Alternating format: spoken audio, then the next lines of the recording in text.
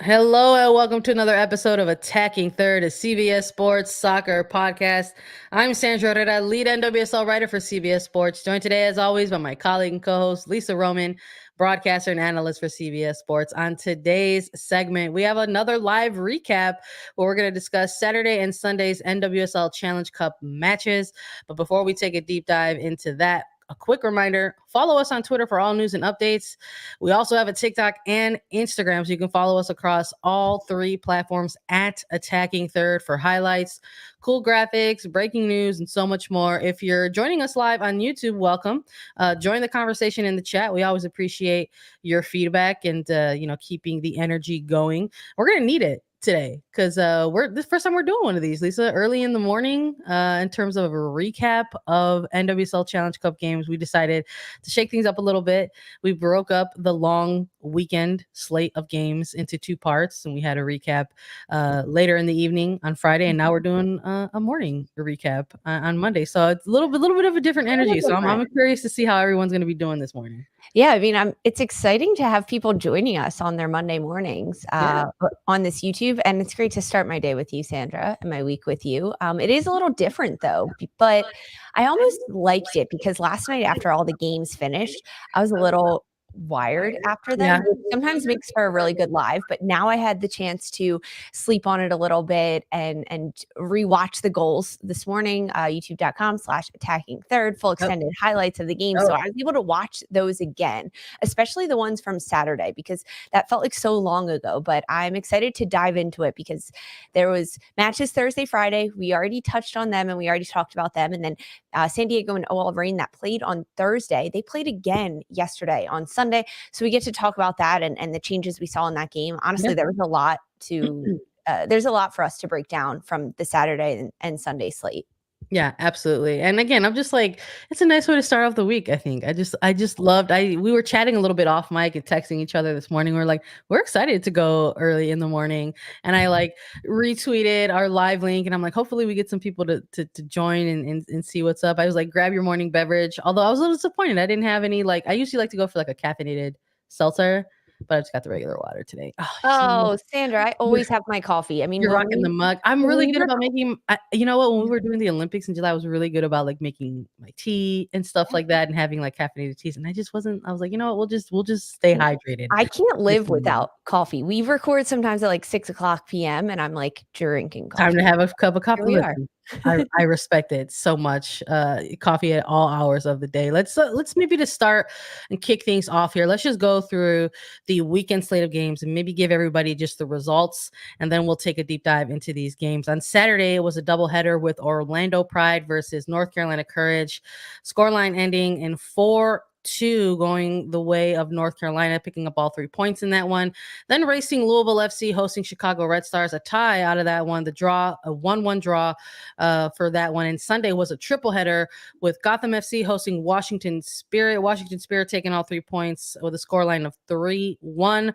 OL Reign versus Angel City, OL Reign defeating Angel City 2-1. And Portland Thorns versus San Diego Wave FC. That one had a lot of goals in it too. 3-2 is the scoreline for that one. And Portland Thorns picking up all 3 points. Let's get into, let's be frank, Lisa, it's our favorite segment of Attacking Third, right next to any time that we get to talk about winners and losers. We get it, we lean into that a little bit. And if it's not us talking about defense, and talking about how much we love it, we love talking about some winners and some losers. And a cool thing about this is we're also going to get a chance to maybe talk about some matches that we were telling folks to keep an eye on this weekend, in particular maybe teams to keep an eye on this weekend. And we got to start with this OL Reign versus Angel City, win 2-1 in this one. A lot of big things coming out of this one. It was OL Reign, quick turnaround for this team, right? We talked about when we did the massive preview. This was one of the teams that we knew was going to have a couple of games in a short amount of time. And it maybe impacted our picks a little bit. We were a little curious how this team was going to look with player rotation, coming off an international window, the quick turnaround.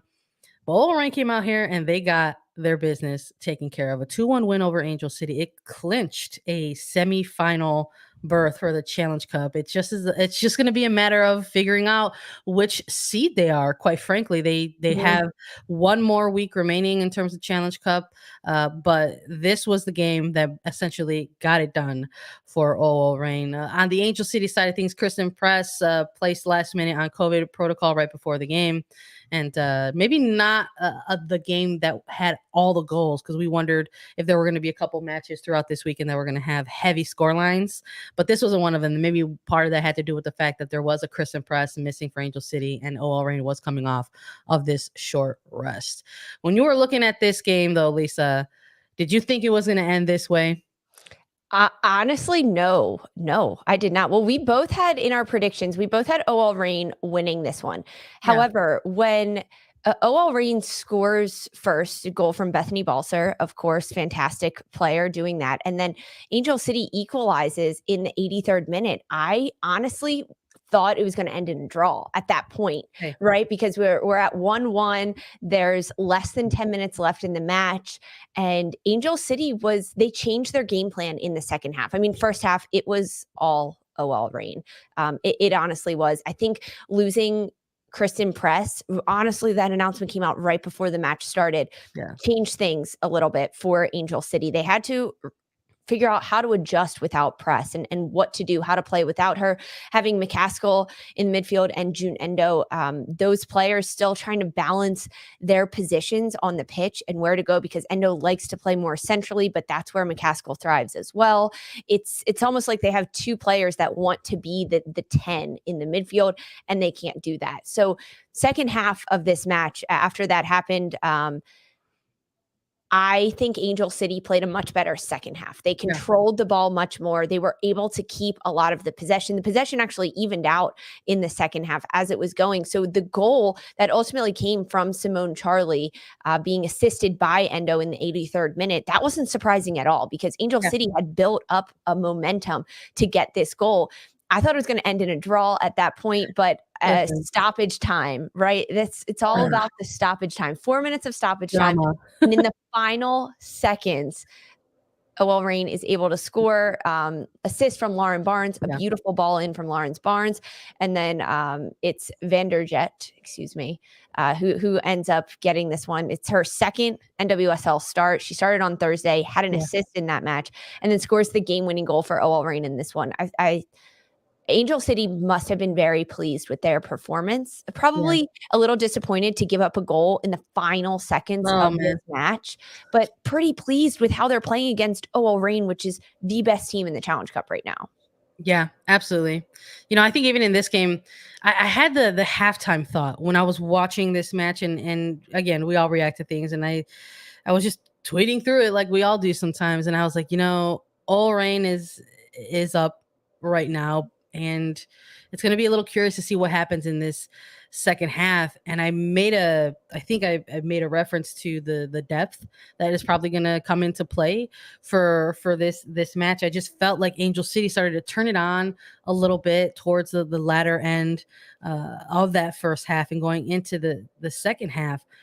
But I was like, I just don't think that the team is built right now anyway to be able to just completely steal one on the road against a team like OL Reign. And as we got into the second half, we saw that. We saw, like, despite OL Reign having, the heavy legs, the quick turnaround, the having to tap into player rotation, really, that's, I think, for me, when we're looking at improvements and areas to point out of improvement this week, we're looking at the expansion sides, right? And we'll talk about San Diego a little later, but in a team like Angel City, we're noticing these very small improvements, right? Even if it's just like a full second half performance, ending a certain type of way versus starting the way that you did. That's growth. It's growth. It's like the little things that you're going to look at during the highlight packages, or when you're in the meeting rooms, looking at footage, you're going to say, okay, here were the improvements from one half to the next.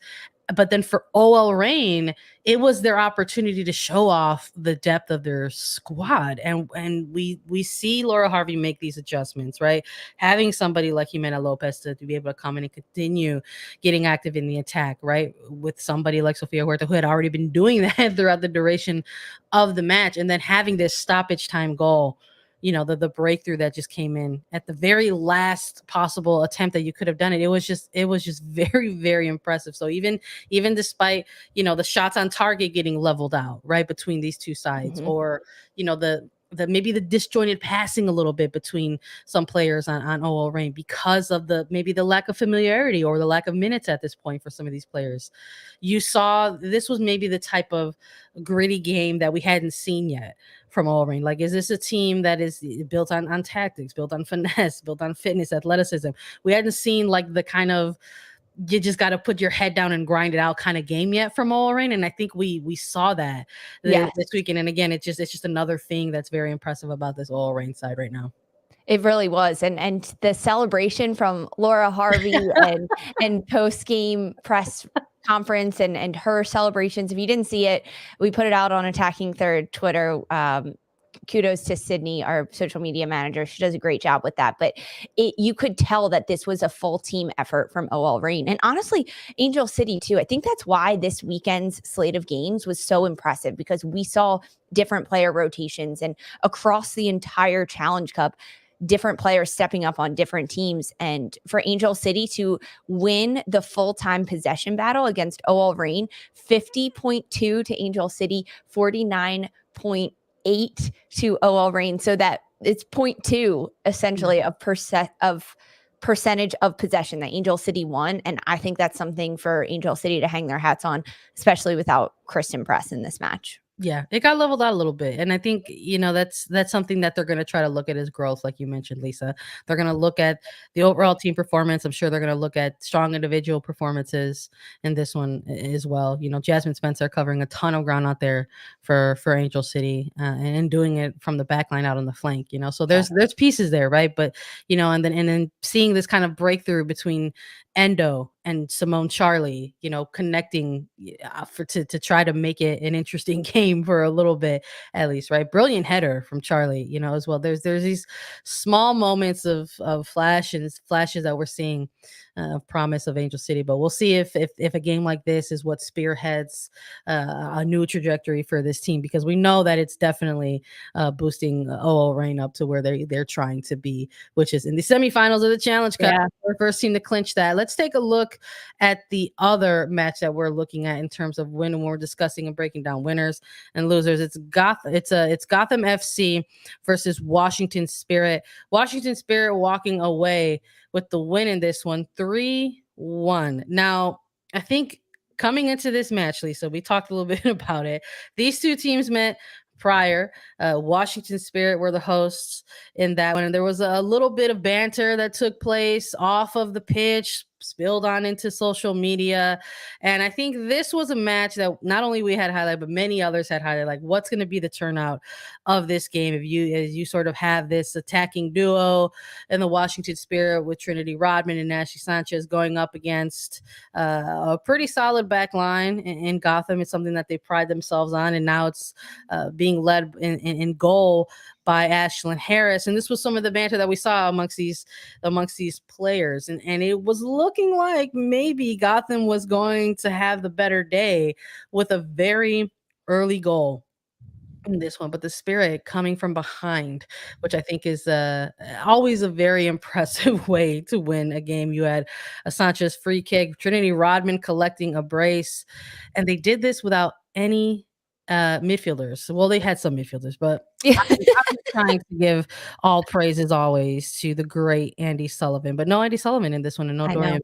So a lot of active play without maybe the typical staples in the midfield that they were used to. I think another impressive win by another impressive team in this one. You have to mention that there was essentially no starting midfielders for Washington Spirit. After the match, head coach for the Spirit, Chris Ward, saying that Sullivan and Dorian Bailey could have played, but he wanted to rest them. So interesting move on his part. He's got a lot of faith in the other players that he has on his team, which is a theme for Chris Ward. He knows he has a deep bench. He knows he has a lot of talent, and he was not like scared to use it and scared to do that against Gotham, especially after Naho Kawasumi scores in the opening 4 minutes of this match. That truly was the theme between this weekend slate of NWSL games.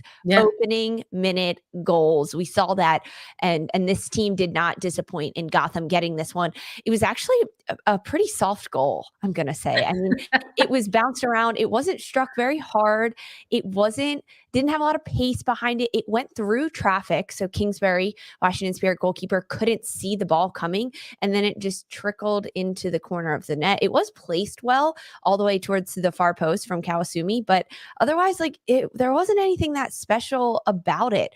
However, in this match, you have to give a lot of credit to Washington Spirit and Sanchez and Rodman because they responded incredibly quick. The 24th minute, Ashley Sanchez, she gets a goal, set piece goal for Sanchez. This was a foul that was drawn just outside the box and a very well struck Ashley Sanchez goal, a set piece goal for her. It was the third of the Challenge Cup.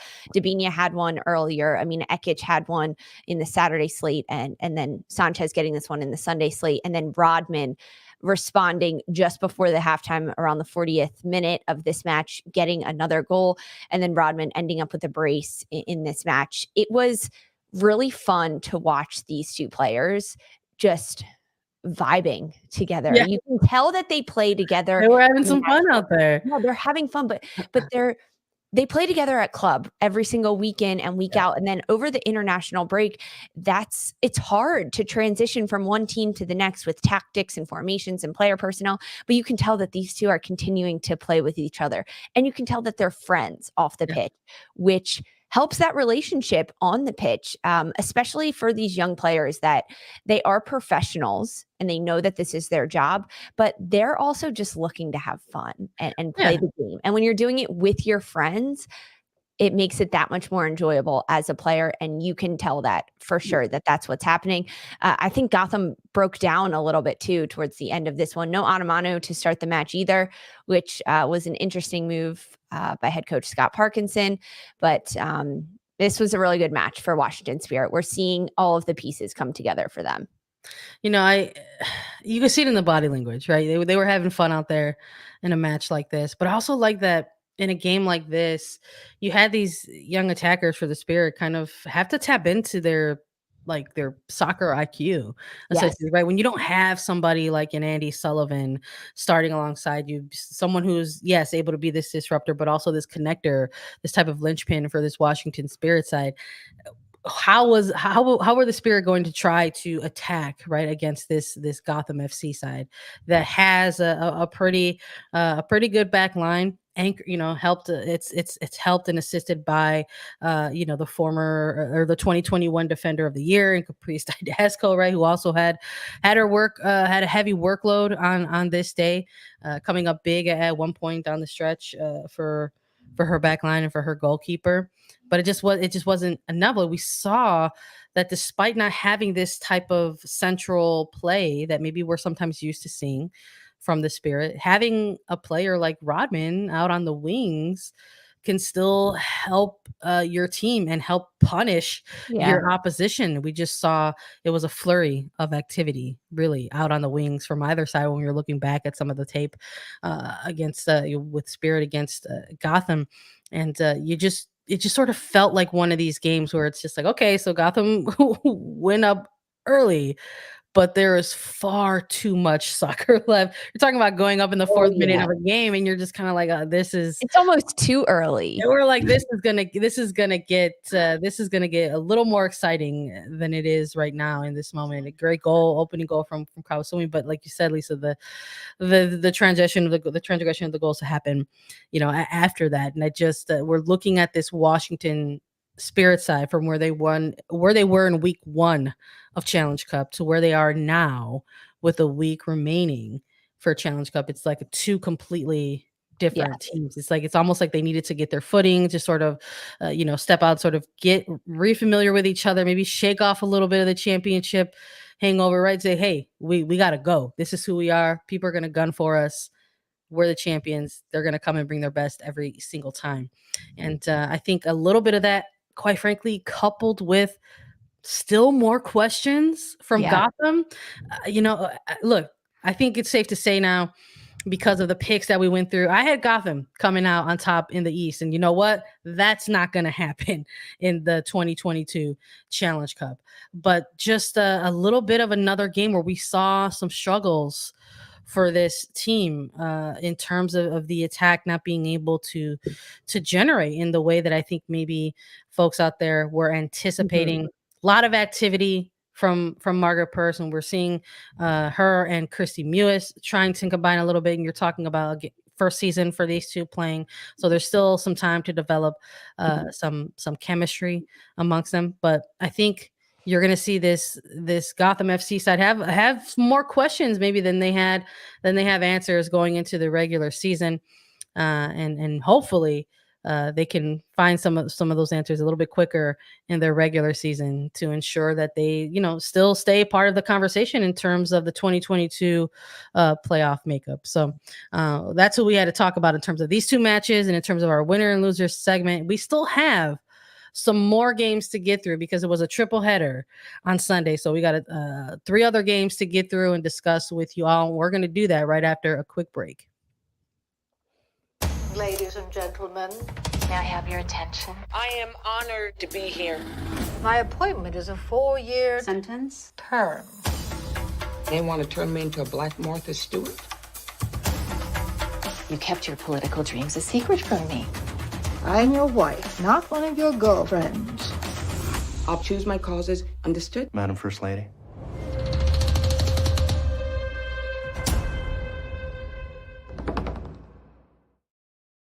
Let's keep it moving. Triple header to close out Sunday NWSL Challenge Cup action. We're going to take a deep dive into Racing Louisville versus Chicago Red Stars.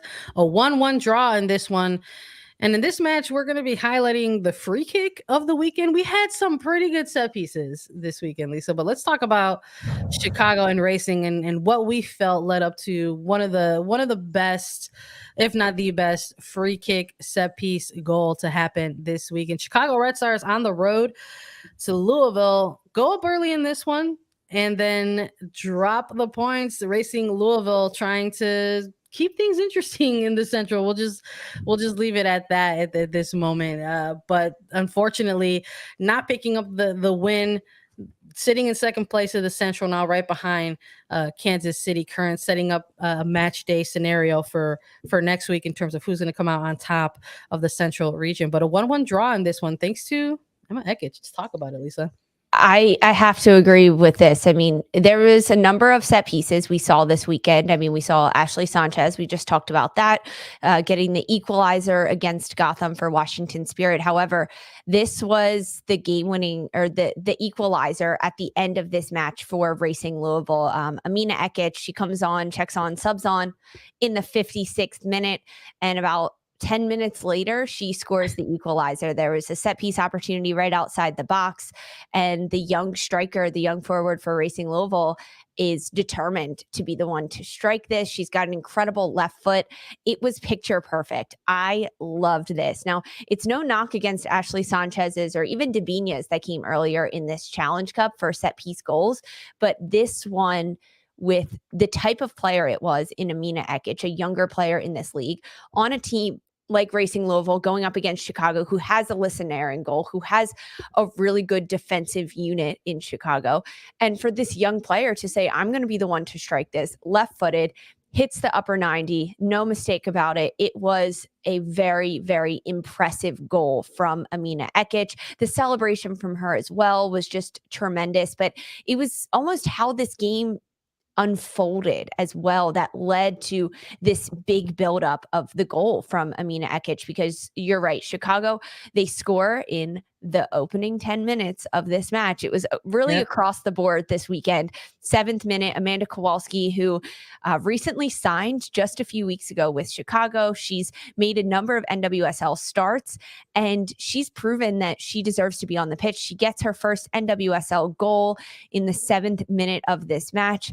And then this goal from Emina Ekic didn't come until the 76th minute after a slew of substitutes for both sides, Chicago and Racing Louisville. But this match had a lot in it because the opening goals happening, lots of possession battles throughout these two, winning the 50-50 balls. It was pretty even possession looking at the stats for this one, 49.1% for Racing Louisville, 50.9% for Chicago. There was 4 cards given out in this one. We talked a little bit last week or the midweek about the calls being made and how maybe the officials have slowed down a little bit and giving their cards and everything. No, this weekend it was back up there. Lots of cards given out on all sides pretty evenly as well.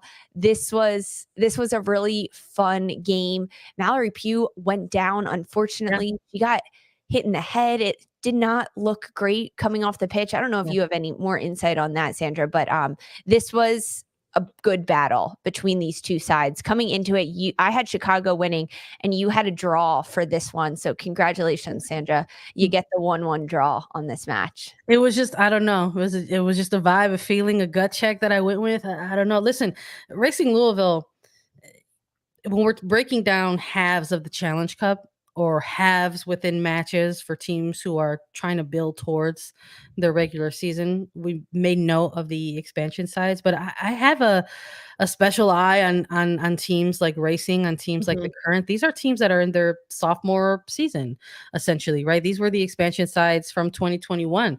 I'm curious to see what they're going to be building on in 2022. And what we're noticing is maybe just in this central region specifically, again, I don't know if anyone took a look at this region and said this is going to be the one that might be most even or have the most competition out of it. That's going to come down to the final match week in Challenge Cup. But here we are. It's looking like that's going to be the way that this shakes out. And so I had to go with the draw on this one because I'm like, you know what? Just the international break, the coming off of, the international friendlies. What is the player rotation going to look like for these two teams? And those were questions that we asked of ourselves of this match, Lisa. And we saw for Chicago with the game later in the week, not on a Thursday, not on a Friday, but on a Saturday and Sundays type of games, that players who were active during international windows might have got starts towards these later weekend slate of games. And we saw that with Nair, with Pugh coming on board for Chicago. And you know what? I don't want to say it always comes down to one player, but you have this Red Stars team be very active, generate a goal very early in the opening 10 minutes, and then still try to retain possession because this is a team with their shape, showing that they want to try to keep possession of the ball and not only keep possession, but do something with it when they have it. But then you have this really tough moment in the match where essentially your star player gets taken out of the game, right? So Mal Pugh taking a really hard shot as she was standing on the wall off of a set piece. And we got to see the concussion protocol come into play during this Challenge Cup match, just based on the velocity of the hit, the fact that it was a headshot. They made the right call, I think, in taking this player out, making this exit. And we saw with the concussion substitution that, with Racing Louisville also got an additional sub because this is how things work with the extra sub now. But it's unfortunate that we had to see it in action, but I'm glad that the protocol is in place. There hasn't been an update since Mal Pugh coming out of there, but I think it's safe to say, knowing what we saw on the stream, what we heard in the broadcast, the fact that the concussion protocol was being utilized in real time, we're going to assume that it's off of that. Now, how she does over the course of the week, we're going to find out later into this week as something like availability reports come into play or pre-match day availabilities come into play, and we can chat with coaches about that, and we'll have more information later on down the road. But if we notice the timing of this, we have a substitution come in for Chicago. Sarah Griffith coming on for Mal Pugh just past this hour mark, and just mere minutes later, Racing Louisville trying to take advantage of the momentum swing a little bit, and they set themselves up for another free kick in another dangerous position, and we saw Ekic put it away. It was absolutely a stunner of a goal, so congrats to Racing leveling things out in this one. And I'm glad I chose to draw on this one, because he's like, I was like, there's just something about coming off of an international break, and I think while we might get some golazos, I think if there's going to be a game set up to be a draw, that it's going to be these two. Chicago Red Stars still searching for that ever elusive win over Racing Louisville. It just hasn't happened yet between these two franchises when it's Chicago versus Racing. It hasn't. And we talked so much about the standings in this central region. So after all is said and done from this weekend, Kansas City remains at the top of the standings with 10 points. Chicago, number 2 at 8 points. Racing Louisville in third place with 6 points. And then Houston at the bottom of the central region with 3 points, because that's why this game between Chicago and Racing Louisville was such a big match. They end up splitting the points one apiece, and Chicago stays just barely ahead of Racing Louisville and behind Kansas City in this central region in kind of how it unfolded. But Sandra, you're teasing me here with the Golazos. We had a lot of goals scored this weekend. Yeah, we did. We got to take a look at Portland Thorns versus San Diego Wave. 3-2 the scoreline in this one. Had some goals for Portland from Sophia Smith, Hina Sugita, and then we had halftime 3-0 for Portland. It was looking like it was going to end a certain kind of way when it was halftime in this one, Lisa. When you were looking at this game and you saw Portland doing what they were doing, and you said, gosh, 3-0 against San Diego, this could get worse, right? Isn't that like the initial sort of perception? You're like, God, this might get worse. Yes, that's exactly what you think when Portland starts a match this way with a goal in the 4th minute. They continued the streak of scoring very, very early and frequently. And then, Sugita, she gets a brace in the 21st and 41st minute, back-to-back essentially goals 20 minutes apart from her. And at this point, San Diego, they don't have that much momentum going for them. They don't have a lot of possession. They don't have a lot of solid defense. This was another tale of not being able to clear the ball. We saw that throughout a lot of these matches. And San Diego, they struggled with clearing the ball in this first half against Portland. And Portland is a team that knows how to score. They know how to find the back of the net. We have to talk about this opening goal from Sophia Smith, because wow, this was a fantastic goal. You can see the development from Sophia Smith and especially spending time most recently with the national team, being way more confident in her abilities on the ball and finishing a strike like that. The first or second week of the Challenge Cup, Smith would not have finished that shot. It was from the far left side of the box. She strikes it with confidence, with conviction, and it finds the far post side netting. A really, really nice strike from her. But this match going into halftime for San Diego, down 3-0 at the half. Carly Telford in goal for the Wave struggled a bit. And this is the second time we've seen her in back-to-back games for San Diego. Not making those big time saves that goalkeepers like Kaylin Sheridan tend to make. Kaylin Sheridan listed as out COVID protocol for this match, so not available at all. But Telford is a good goalkeeper. So it needed to be for San Diego finding a little bit more of that coming together. The change for San Diego at halftime, bringing in Kelsey Turnbow, changed everything for San Diego. She's a player that perhaps in Thursday's game didn't make the most impact, but in this match against Portland, she kept possession. She was able to switch the ball for San Diego, and that changed everything because San Diego won the second half 2-0. They were able to get goals. They were able to find the back of the net.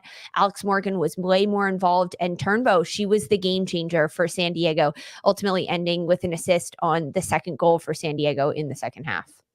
I'm looking at the substitutions in this one, right? We're looking at somebody like a Kelsey Turnbow coming on in this one and turning it on a little bit different look. We've been seeing Turnbow get the starts for this San Diego Wave side in a week like this one where there's multiple games on a short week, a quick turnaround.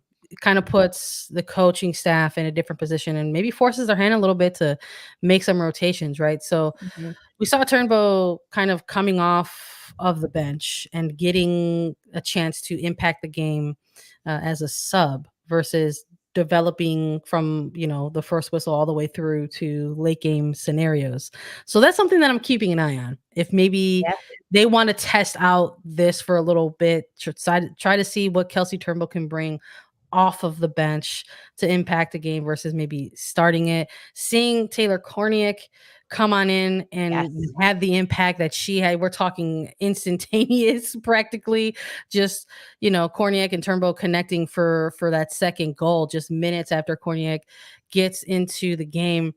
But again, we're talking a lot about these areas of growth for teams in Challenge Cup, especially for these teams where they essentially know, listen, semifinals are out of reach for us. Challenge Cup is not going to be longer than we're hoping for. But now you still have a game like this or the next week that they're going to be looking at to close out Challenge Cup. And maybe it is about that now, just sort of closing out strong and finding the areas of growth within your team and trying to still improve on that and develop those moments. So that's what I'm looking for when I'm looking at these expansion sides or these sophomore sides, as I've been referring to them. I'm trying to look for the areas of growth within these teams. And we saw that in Angel City and All Rain. And I think we saw that in this match with Portland versus San Diego. We saw them come out and refuse to just sort of lie down and accept this kind of blowout win, which can maybe be demoralizing for some teams, depending on the locker room and the mentality from players going out there. So I like that they got into halftime, they hit the reset button, and they come out in the second half, and then they threw back a couple elbows of their own. So it was nice to see that this closed out to be a bit more of a competitive fixture, I think, than maybe people were anticipating. Because like I said, you look at halftime, you look at the scoreline, you're like, oh gosh, is this going to get worse? It got better, actually. You're so right in highlighting the positives that we see from these expansion sides. And the thing that makes an expansion side successful is having experienced players that have played in this league before. And both Angel City and San Diego Wave have that. And it's because of those players in Savannah McCaskill for Angel City and those players that can go into halftime and say, listen, there's still 45 minutes of soccer left to play. That is a lot of time. We can turn this thing around. We saw that in both Angel City and San Diego in this weekend's games and how they played. San Diego was a different team in the second half. And so was Angel City. Angel City kept so much possession in the second half against All Rain, and San Diego looked much better too. Defensively, they were a lot more solid. As soon as they won the ball, they were looking to go forward, finding Kelsey Turnbow, realizing that she can be an outlet player for San Diego. As soon as they win the ball, she can keep it for the Wave and look to switch possession of the ball from one side to the other and be that connector from the back to the front of the field. And that's what they did. That's what they leaned into. So those moments of growth and the players taking the game into their own hands has been tremendous to see throughout this Challenge Cup, because that was not happening at the beginning of this Challenge Cup for both of these sides. And it's a huge turning point to see. For Casey Stoney's got to be happy with how they played in the second half. Freya Coombe, even for Angel City, how her team was able to turn it around. Those are really promising moments for both of these expansion sides. Absolutely. Let's stick with this energy, Lisa. Let's stick with girls, because we got to stay with the growth aspect of it, because we're going to be talking about this final game. And it was another goal fest. We had North Carolina Courage and Orlando Pride. North Carolina taking this one 4-2. Again, ton of goals in the opening half. And Orlando Pride, one of these teams that we're talking about is, kind of struggled a little bit during this Challenge Cup. And with the start that this game had, an own goal from Montefusco, led by additional goals from the Courage in this first half. Daniel Smith, and then Jenkins later on getting on the board for Orlando Pride, but then Dabinia kind of closing things out. It just had a lot of goals, and it just made you feel a certain type of way. But we're sticking with growth here. North Carolina Courage, I think, has been alongside, well, we're talking a lot about All Rain, we're talking about Spirit, teams who are standing out ahead of the semifinals that will eventually take place. But North Carolina Courage has been fairly consistent in terms of their performances in Challenge Cup as well. And they're sitting pretty in the East in terms of possibly making their exit into an eventual spot in the semifinals representing the East region. And having a game like this, a sort of definitive game, when you have a top seeded team in the group versus a lower seeded team in the group, you look at that and you said, okay, well, this game is going to turn out to be a certain kind of way. And while it did go in favor of North Carolina Courage. I want to show some love to Orlando Pride in this match and ensuring that it didn't look like the type of blowout that people were going to anticipate that it was going to be. And kind of shout out Darian Jenkins in this one for kind of putting away the goals in which she was able to put them away. Huge for Darian Jenkins to be able to step up in this match with a brace, starting this one really in the 15th minute, which at this point it was already 3-0 for North Carolina. Yeah. But Darian Jenkins is a player that we've talked about, Sandra, you and I, in losing Marta in the midfield for Orlando Pride, and Sydney LaRue being on limited minutes right now with some injury herself she's dealing with. Darian Jenkins was the next player that needs to step up. I think Gunny Jonsdottir in the midfield as well also needs to step up. And this was the game that we saw Darian Jenkins say, okay, I need to be the one to do this. I'm going to be the leader. Get me the ball and I will find the back of the net. The first goal for her was tremendous. It was picked off. It was a mistake by Anna Morehouse in goal for North Carolina, because Leah Pruitt is able to pick off this pass and finds Jenkins, and Jenkins just buries this shot. And the camera zooms in on Jenkins' face after the first goal and after her second goal. And you can just see on her face determination that, okay, let's get another one. Let's get the ball. Let's restart this. Let's do this. And as a first-year player for Orlando Pride, but not a first-year player for Amanda Cromwell, as they played collegiately for Jenkins played collegiately for Amanda Cromwell, you can tell that Cromwell was leaning on Jenkins in this match to do that. And I think that we saw more from Orlando Pride than we have all Challenge Cup. The thing about North Carolina, first of all, the 3 goals in the first 9 minutes or so, oh my God, 11 minutes, 9 minutes, that's what it was. They broke the record. It was very impressive. Now, my question is, are these goals from North Carolina that incredible, or was it bad defending?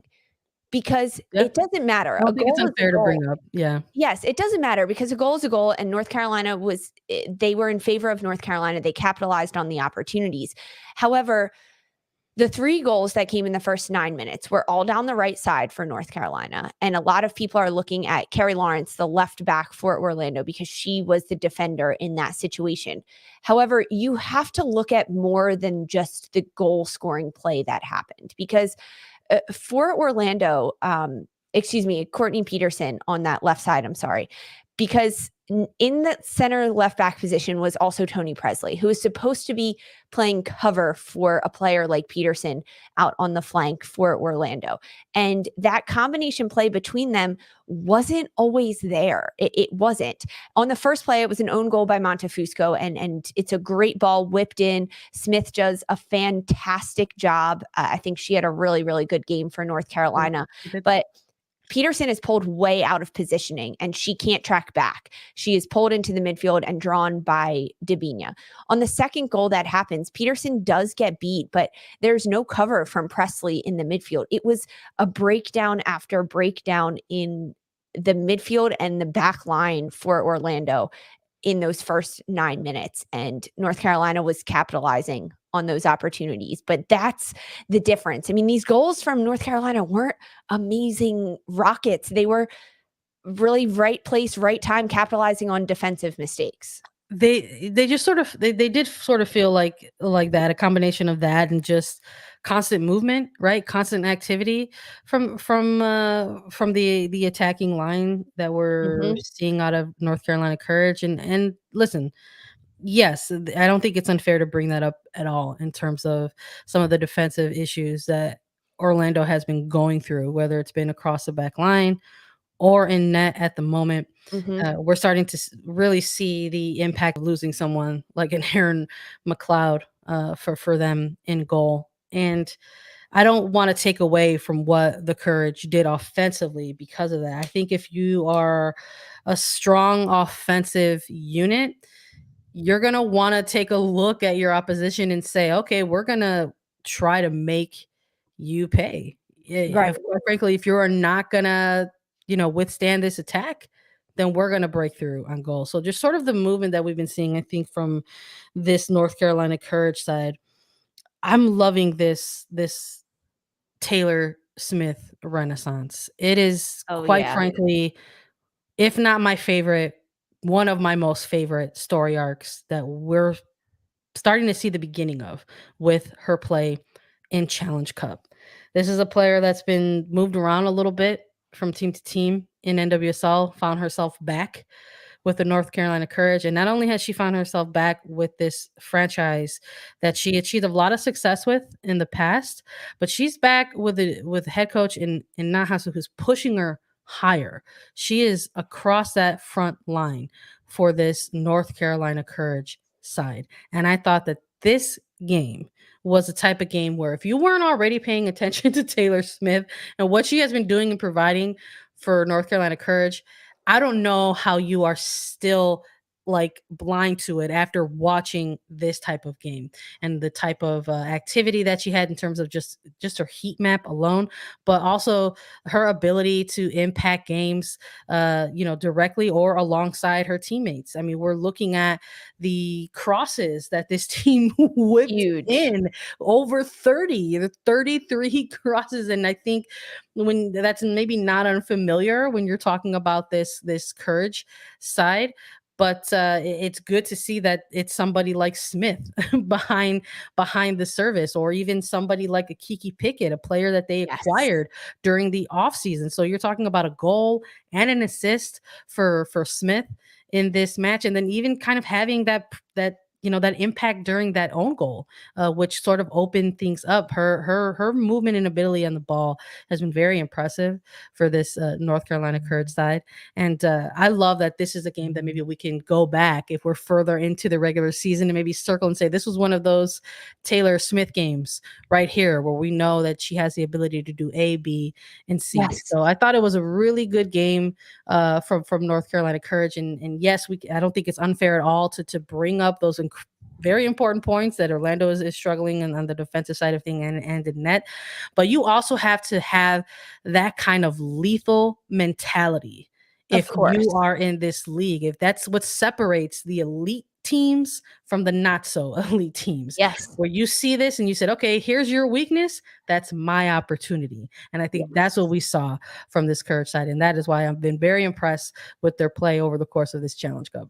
I agree with you completely. I mean, calling out the players in Taylor Smith, involved in every single moment of the attack for North Carolina and confident on the ball. We saw her on the left. We saw her on the right. She was able to get in behind. And also Ekic Pickett playing in that midfield. I love her in the midfield. I mean, she's a defender by trade. We've even seen her in the front line for Sean Nahas, but I think the midfield is where she can really shine because she is a little bit more defensive minded. She's able to pop off defenders and receive the ball and try to face up, knowing that she can't hold it for too long. And she did a great job switching the point of attack, which forced Orlando Pride's defensive shift, which exposed so many holes. And the combination from Pickett in the midfield, finding Smith out wide, and Smith just going to goal, getting her head up and always looking to find a goal or find a goal scoring opportunity is very, very impressive. North Carolina is such a fun team to watch.